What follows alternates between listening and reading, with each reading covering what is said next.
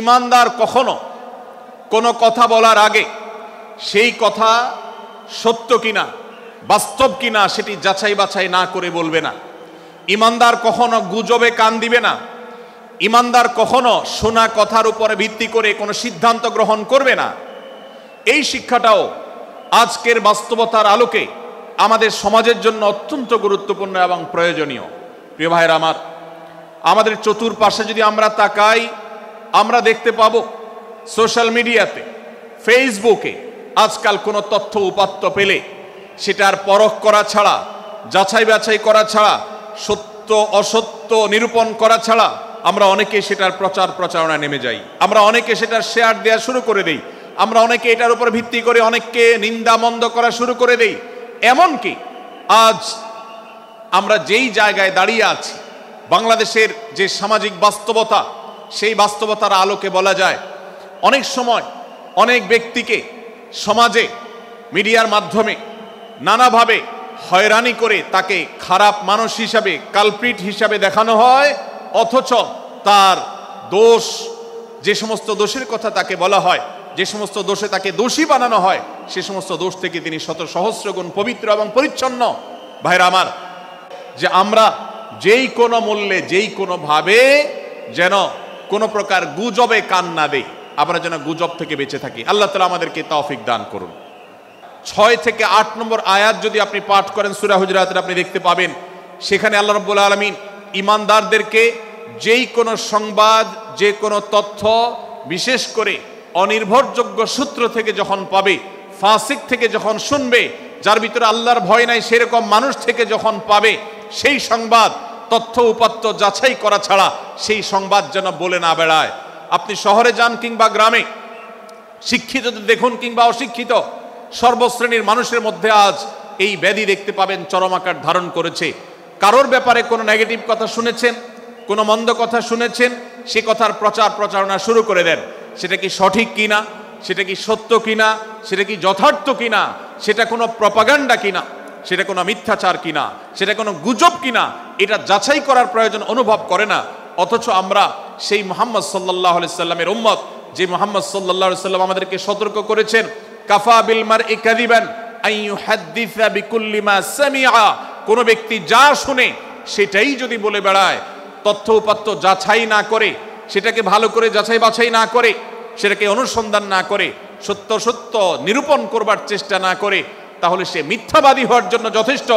এজন্য আজকের এই মাহফিল থেকে আমরা অঙ্গীকার করে যাব, আজকের এই মাহফিল থেকে আমরা নিয়ত করে যাব, এই মজলিসে বসে এই মুহূর্তে নিজে নিজে সংকল্প করব, আমার জীবনে সোশ্যাল মিডিয়া কিংবা ফেসবুকে, ইউটিউবে অথবা অফলাইনে আমার বাস্তব জীবনে আমি কখনো কোনো মানুষ সম্পর্কে যে কোনো তথ্য উপাত্ত পেয়ে ভুল কোনো ধারণা, মন্দ কোনো ধারণা কারো প্রতি পোষণ করব না।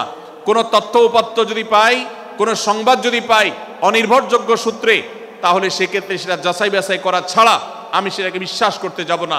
এটাই হলো আমাদের ঈমানের দাবি। ভাইরা আমার, একজন ঈমানদার এতটা সরল হবে না যে যা শুনবে সে সেটাকে বিশ্বাস করে বসবে। একজন ঈমানদার এতটা বাস্তবতা থেকে দূরে থাকবে না যে তিনি তার পাওয়া কোনো সংবাদকে অনুসন্ধান করবে না। আল্লাহ তাআলা আমাদের সবাইকে সূরা হুজুরাতের এই দ্বিতীয় শিক্ষাটাকে আমাদের জীবনে ভালো করে ধারণ করার তৌফিক দান করুন। আল্লাহ বলেছেন, ইয়া আইয়ুহাল্লাযীনা আমানু, হে ঈমানদারেরা, ইন জাআকুম ফাসিকুম বিনাবাইন ফাতাবায়ানু, তোমাদের কাছে কোনো ফাসিক, যার মধ্যে আল্লাহর ভয় নেই, এরকম কোনো মানুষ যদি কোনো সংবাদ উপস্থাপন করে, এমনকি গণমাধ্যমেও যদি কোনো সংবাদ প্রচারিত হয়, সংবাদদাতার মধ্যে যদি আল্লাহর ভয় না থাকে, সে যদি টাকার বিনিময়ে কারোর চরিত্র হনন করতে পারে, সে যদি অ্যাডভার্টাইজ পেয়ে কোনো কোম্পানির হয়ে দালালি করতে গিয়ে অন্য কারোর বিরুদ্ধে কোনো মিথ্যাচার করে, সে যদি বিদেশিদের এজেন্ডা বাস্তবায়ন করতে গিয়ে আলেম সমাজের চরিত্রকে কলঙ্কিত করে, কোনো ভালো মানুষকে দোষী হিসাবে সাব্যস্ত করে, তো আল্লাহ তাআলা আমাদেরকে সতর্ক করেছেন, ফাতাবায়ানু, সেই সংবাদ সত্য কিনা আমাদেরকে যাচাই করতে হবে। আন তুসিবু কওমান বিজাহালাহ ফাতুসবিহু আলা মা ফাআলতুম নাদিমিন, যদি আমরা যাচাই বাছাই না করে যা শুনি সেটাকে বিশ্বাস করতে থাকি, তাহলে আমরা এক সময় লজ্জিত হতে হবে, অনুতপ্ত হতে হবে আমাদের এই ভুল অবস্থানের কারণে। এজন্য ভাইরা, আজকের এই মাহফিল থেকে আমরা প্রতিশ্রুতি নিজের সঙ্গে নিজে দিয়ে যাব যে আমরা কখনো কোনো তথ্য উপাত্ত পেলে, কোনো সংবাদ পেলে সেটাকে বিশেষ করে কারোর চরিত্র সম্পর্কিত যদি হয়, কারোর সম্পর্কে নেগেটিভ যদি হয়, তাহলে সেটাকে বিশ্বাস করবার আগে ভালো করে অনুসন্ধান করব। যতক্ষণ আমি নিশ্চিত না হব ততক্ষণ পর্যন্ত সেটার প্রচার করব না। আল্লাহ তাআলা আমাদের সবাইকে কোরআনের এই শিক্ষাটাও আমাদের জীবনে ধারণ করবার তৌফিক দান করুন।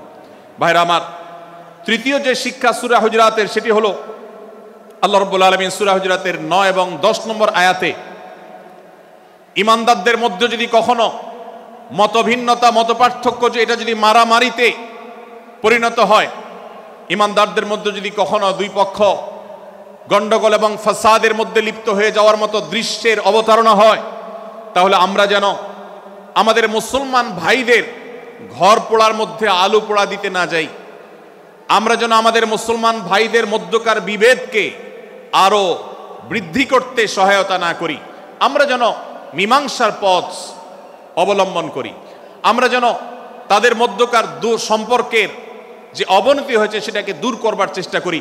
আল্লাহ রাব্বুল আলামিন এই নির্দেশ দিতে গিয়ে বলেছেন, ওয়া ইন তাইফাতানি মিনাল মুমিনিনা ইকতাতালু, যদি ঈমানদারদের দুটি দল, দুটি গ্রুপ নিজেদের মধ্যে মারামারিতে লিপ্ত হয়ে যায়, ফাসলিহু বাইনাহুমা, তাহলে তোমরা সেই বিবাদমান দুটি দলকে মীমাংসা করবার চেষ্টা করবে। আজ আমাদের মধ্যে এরকম বহু বিষয়কে কেন্দ্র করে মুসলমানদের মধ্যে অনেক সময় মুখোমুখি অবস্থান আমরা দেখতে পাই, যা দুর্ভাগ্যজনক, যা হওয়ার কথা ছিল না। এমনকি জাগতিক বিষয়ে যেমন হয়, ধর্মের নামে, ইসলামের নামে আজ আমরা হাজার হাজার টুকরা হয়েছি। আজ গোটা বিশ্বে আমাদের মুসলমানদের যে অবস্থান দুর্বল হয়েছে, এর অন্যতম প্রধান কারণ হলো আমাদের অনৈক্য।